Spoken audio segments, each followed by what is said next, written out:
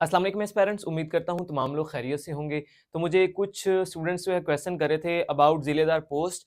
तो चूंकि मैंने इसके लिए कोई सेपरेट वीडियो नहीं बनाई थी, तो इसलिए लोग इनबॉक्स में पूछ रहे थे, तो मैंने सोचा इसके लिए वीडियो बना दी जाए ताकि आप लोगों की जो एम्बिलिटीज़ हैं वो क्लियर हो जाएं।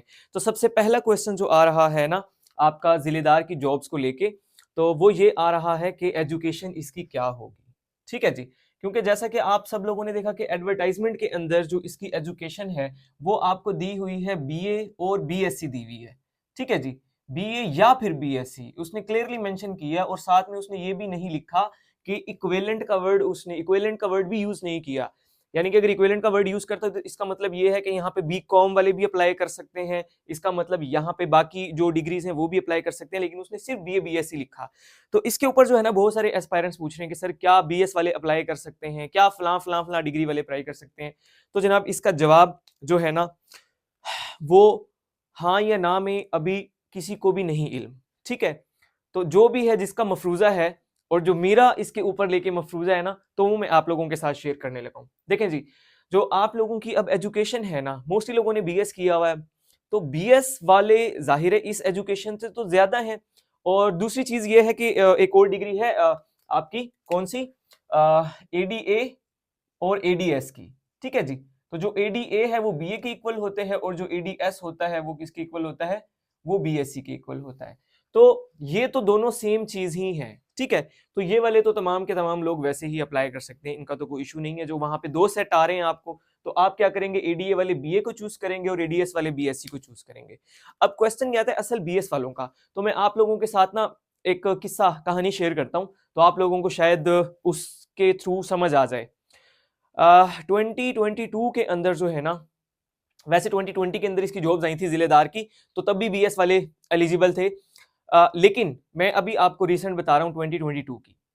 तो 2022 में क्या हुआ, अभी डिफरेंट जो board of intermediate and secondary education है ना, वहां पे जॉब्स आ रही हैं डिफरेंट। यानी कि सबसे पहले साहिवाल की आई, ठीक है, उसके बाद डीजी खान बोर्ड की आई, उसके बाद सरगोदा बोर्ड की आई, ठीक है, रावलपिंडी बोर्ड की आई, उसके बाद सरगोदा बोर्ड की आई। इसका मतलब बाकी बोर्ड्स के अंदर भी आनी है।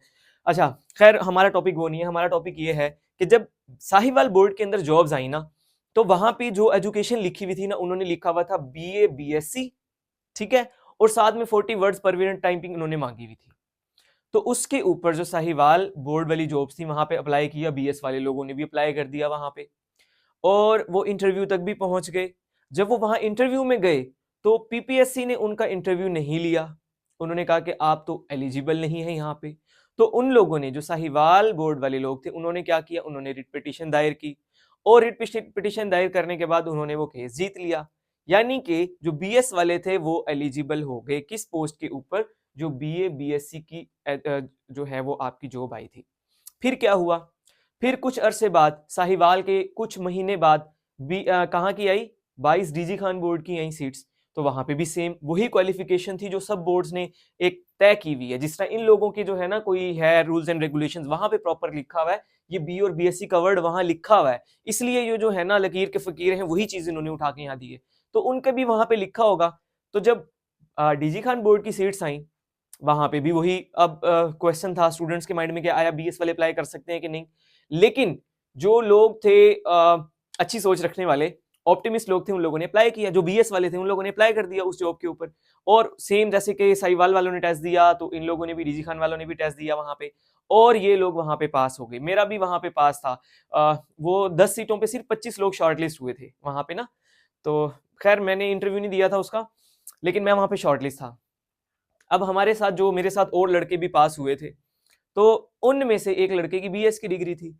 जब वो वहां पे इंटरव्यू देने गया, तो पीपीएससी वालों ने ना तो उससे ये सवाल किया कि हमने तो बीए बीएससी मांगी थी, और ना ही उसको कोई और रिक्वायरमेंट उसके लिए रखी। और उसने इंटरव्यू दिया, उसका बड़ा बेहतरीन इंटरव्यू हुआ, और वो लड़का जनाब कहाँ पे, बोर्ड ऑफ डीजी खान जो है 22 डीजी खान, वहां पे भर्ती हो गया। किस डिग्री पे, बीएस की डिग्री पे, और जहां पे मांगी थी क्या, बीए बीएससी। तो अब ये पूरी कहानी सुनाने का आप लोगों को मकसद क्या था, वो मकसद ये था कि भाई साहब जिसकी भी बीए की डिग्री है, बीएस की डिग्री है, वो तमाम के तमाम लोग अप्लाई करें, और कल को आप पास हो जाते हैं, एक तो है कि जब इस तरह की कोई सिचुएशन होती है ना, तो पिछला हवाला दे के आप आगे चल सकते हैं। आप यानी कि साहिवाल बोर्ड वाला हवाला दें, आप डीजी खान बोर्ड वाला हवाला दें, आपके हक में केस आ जाएगा ऑटोमेटिकली, ठीक है। और सही, ये बात आपको समझ आ गई होगी। तो अब जिन लोगों की बीएस है आर्ट सब्जेक्ट में, जैसे कि इंग्लिश है, उर्दू, इस्लामियात, पॉलिटिकल साइंस वाले, तो वो बीए वाले में अप्लाई कर दें। और जिन लोगों की साइंसेज है, जैसे कि फिजिक्स है, केमिस्ट्री है, मैथमेटिक्स है और बायोलॉजी वगैरह, ये जो बॉटनी, जोलॉजी है, तो वो कहाँ पे चले जाएं, वो बीएससी वाले खाने में जाके अप्लाई कर दें, ठीक है। तो आप आपके जो 615 रुपीज हैं वो यहाँ पे अप्लाई करें आप। और अगर आप एलिजिबल होते हैं, नहीं होते, कम से कम एक टेस्ट तो देंगे ना। और जो आप प्रिपरेशन करेंगे, इसका मतलब वो प्रिपरेशन आपके कहीं और भी काम आएगी, ठीक है। तो समटाइम्स ऐसे होता है, जैसे कि मैं आपको भी अपना एक और एक्सपीरियंस शेयर करता हूँ आपके साथ। अभी ना मेरे 2 इंटरव्यूज थे। एक इंस्पेक्टर एक्साइज का इंटरव्यू था और एक इंटरव्यू था मेरा असिस्टेंट डायरेक्टर वफाकी मोहतसिब सेक्रेटेरिएट का, ठीक है। कब थे ये? अभी एक 19th ऑफ दिसंबर का था और एक 23rd दिसंबर को था, तो यानी कि पिछले वीक की बात है। अब मैं जो है, मैंने वफाकी मोहतसिब की भी प्रिपरेशन कर रहा था और साथ में वो एक्साइज का भी देना था। तो वो मुझसे इंटरव्यू में जो है ना, उसने एक क्वेश्चन किया, एक जो पैनल का थर्ड बंदा था, उसने मुझसे मोहतसिब के बारे में पूछ लिया। और मोहतसिब को तो मैं इतना डिटेल में तैयार किया हुआ था, उसका एक्ट मैंने तैयार किया हुआ था और काफ़ी सारी चीज़ें जो हैं, जो मैं ईडी की पोस्ट के लिए कर रहा था, वो सारी चीज़ें मुझे पता थी। अब वो वाली चीज़ मेरे कहाँ काम आई? इंटरव्यू में काम आई और बड़ी बेहतरीन से मैंने उसे डिफेंड किया। दूसरी चीज़, फिर अभी ईडी एफपीएससी का पेपर था, कब? जनाब सैटरडे को, यानी कि कल। तो वो भी मैंने दिया। अब वहां पे भी एक एमसीक्यूज आया हुआ था, वो वफाकी मोहतसिब का जो ऑर्डर है, ऑर्डर नंबर 1 1983, वो वहां पे क्वेश्चन आया हुआ था। इसका मतलब आप एक चीज की कोई तैयारी करते हो ना, ये तो मैंने बड़ी स्पेसिफिक तैयारी की, आपको बात की है, मेरी 2 जगह काम आ गई है कि मतलब करीब करीब में ही। आप अगर इसकी तैयारी कर लेते हैं तो कहीं ना कहीं आपको बहुत अच्छे तरीके से आपके काम आएगी, ठीक है। अच्छा, होप सो मैं एजुकेशन वाला आपको जो है ना ये पॉइंट क्लियर कर पाया हूँ कि आप लोग तमाम के तमाम अप्लाई करें आंखें बंद करके, और जब पास हो जाएं फिर रिटन शीटें करते रहना, आपके हक में फैसला ही आएगा। बीपीएससी बड़ा लीनियंट है इस वाले में, दे देता है। अच्छा, उसके बाद दूसरा जो है ना, सैलरी का ऑप्शन आ जाता है, सैलरी का क्वेश्चन आ जाता है, क्योंकि कई सारे लोग ऐसे हैं जो ऑलरेडी गवर्नमेंट एम्प्लॉय हैं और वो कहते हैं कि जी यहाँ पे हम, कोई लोग होते हैं ये कॉर्पोरेशन में, कोई लोग जो है ऑटोनोमस बॉडी में, वहां पे उनकी पेज बहुत अच्छी होती है, लाखों में ले रहे होते हैं। तो वो पूछते हैं कि जनाब यहाँ पे क्या सैलरी इतनी अच्छी है कि हम यहाँ पे अप्लाई करें? तो देखें जी, BS16 की एक पंजाब जो गवर्नमेंट ऑफ पंजाब सैलरी दे रहा है, वो कम से कम जो सैलरी दे रहा है ना आपको, वो 60K दे रहा है, ठीक है। लेकिन इसकी सैलरी आपकी जो है ना, जो सुनने में आया है वो ये है कि 70 तक होगी मिनिमम, ठीक है। तो 60 तो आपको वैसे मिल रही है, ठीक है, बाकी और कहीं पे आप जाते हैं तो, जैसे भी मैंने बात की ना वो आपको बोर्ड की, तो बोर्ड की बड़ी अच्छी पेज है असिस्टेंट BS16 की, 1+ उनका पैकेज होता है।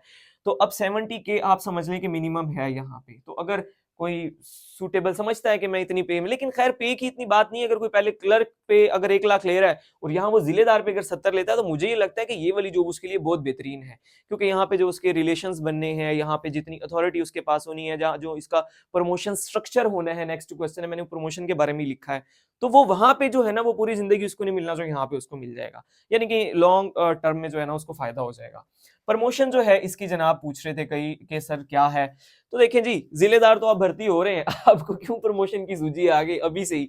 तो खैर फिर भी आप ये देख लें कि ये 16 है ना, तो इसके बाद आपने 17 पे चले जाना है, उसके बाद आपने 18 पे चले जाना है, और उसमें से जो कुछ खुश नसीब और लक्की किस्म के लोग होंगे वो 19 तक भी जा सकते हैं। तो इसका आपको, मेरा ख्याल ये है कि भी इतना ज्यादा इसके बारे में नहीं सोचना चाहिए। बहरहाल आप 17, 18, 19 तक जा सकते हैं। यहाँ पे अगर कोई क्लर्क ज्यादा पे ले रहा है तो वो अप्लाई करे और यहाँ पे जाए। सीट्स जो है ना, अब जो उन्होंने डिवीजन की है, डिवीजन की सीट्स जो उन्होंने की है ना, इस बार की है 78 जो है उन्होंने मेरिट पे रखी हैं, और बाकी जो 28 सीट्स है ना वो उन्होंने रखी हैं कोटे पे।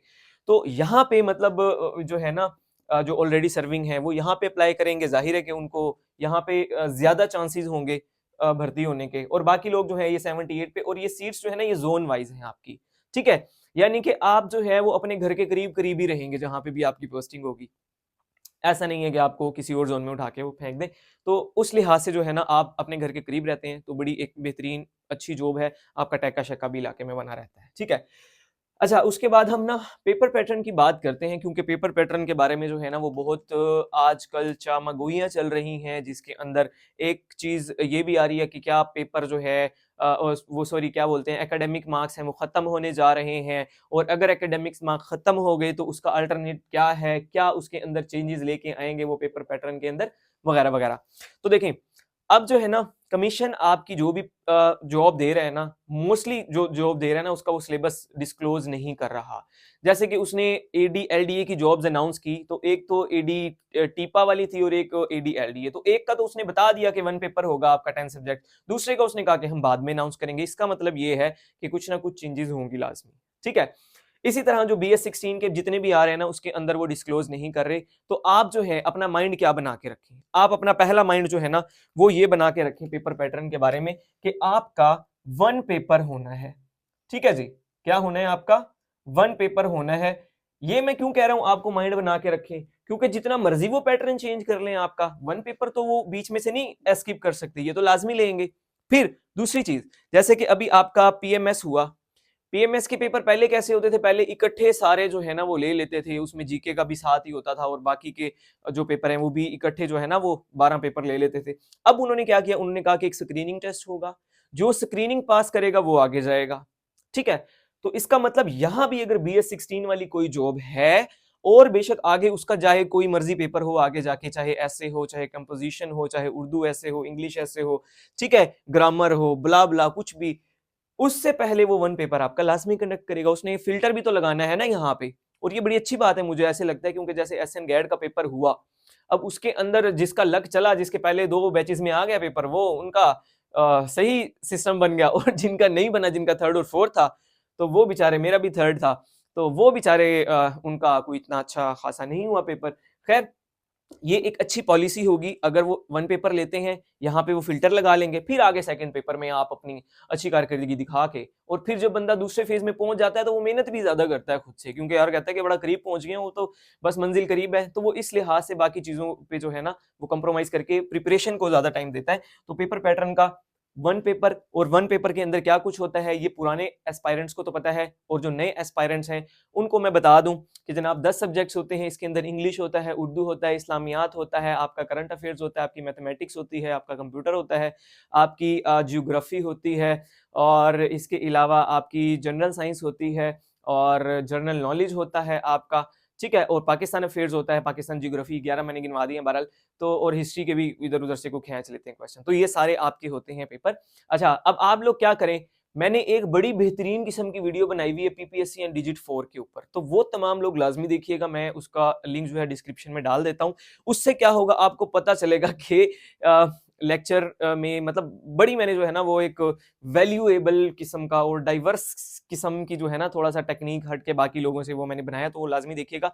अच्छा, दूसरी चीज ये है, अब ये सारी बातें करने का मतलब क्या है, मतलब ये है कि आप लोग जो है अपनी प्रिपरेशन जो है वो स्टार्ट करें, बाकी डिग्री वाले भी अप्लाई करें और अपनी तैयारी को जारी सारी रखें। जो एडी एलडीए की तैयारी कर रहे हैं ऑलरेडी, उनकी तो ये भी साथ हो जाएगी, और जो नहीं कर रहे भी सोच रहे हैं कि और कोई जॉब्स आए, तो अभी से तैयारी स्टार्ट करें। देखें यहाँ पे अगर आपका नहीं भी होता, जो बेरोजगार लोग हैं ना, मैं उनकी बात कर रहा हूँ, बिल्कुल जो जॉबलेस हैं, तो एसएन गैड के अंदर भी क्लर्क की 150 सीटें और आने वाली हैं भाई, अगर यहाँ नहीं होगे तो वहां हो जाओगे, तो अपनी तैयारी को तो जारी रखो ना किसी समत के अंदर। तो इसके लिए जो है ना हमारा एक सेशन जो है वो जो मैंने स्टार्ट करने लगा हूँ, हमारा 3rd सेशन है, और पहले 2 सेशन हमारे बड़े कामयाबी के साथ, पहला तो मुकम्मल हो गया, दूसरा भी चल रहा है, और 3rd सेशन जो है मैं अब लॉन्च कर रहा हूँ आपको। तो इसके लिए जिलेदार के लिए, तो वो जो है हमारा कब से हो जाएगा जी, 9th ऑफ जैन से स्टार्ट हो जाएगा जी। कब से? 9th ऑफ जैन 2025 से जो है ये हम स्टार्ट करने जा रहे हैं। और जो आप लेक्चर्स हैं ना, एक तो मैं जो आपका फर्स्ट लेक्चर होगा कोशिश करूंगा पहला लेक्चर जो है वो यूट्यूब पे अपलोड करूं, ताकि आपको पता चल जाए पढ़ाने का अंदाज कैसा है, हमने आगे क्या पढ़ना है, ठीक है। और दूसरी चीज ये है कि जो इसकी डिटेल्स हैं वो भी मैं आपके साथ एक अलग वीडियो में शेयर कर दूंगा। अभी तक के लिए जो था ना वो ये था कि ये मैंने 9 से स्टार्ट करना है, तो जो ज्वाइन करना चाहता है व्हाट्सएप नंबर आपको गिवन होता है, उस पर मैसेज करें और इसकी डिटेल्स मुझसे ले लें। और ये आज बेसिकली हमारा जो है ना मकसद था। अब जो है ना मैं आपके लिए एक और वीडियो बनाने लगा हूँ, इसको जिलेदार को लेके, उन लोगों के लिए जो कहते हैं कि प्रिपरेशन कैसे करें, जो एकेडमीज ज्वाइन नहीं करना चाहते वो कैसे प्रिपरेशन करें, तो उनके लिए मैं एक वीडियो बनाऊंगा सेपरेट, तो वो भी तमाम लोग लाजमी देखिएगा। बहुत बहुत शुक्रिया, अल्लाह हाफिज।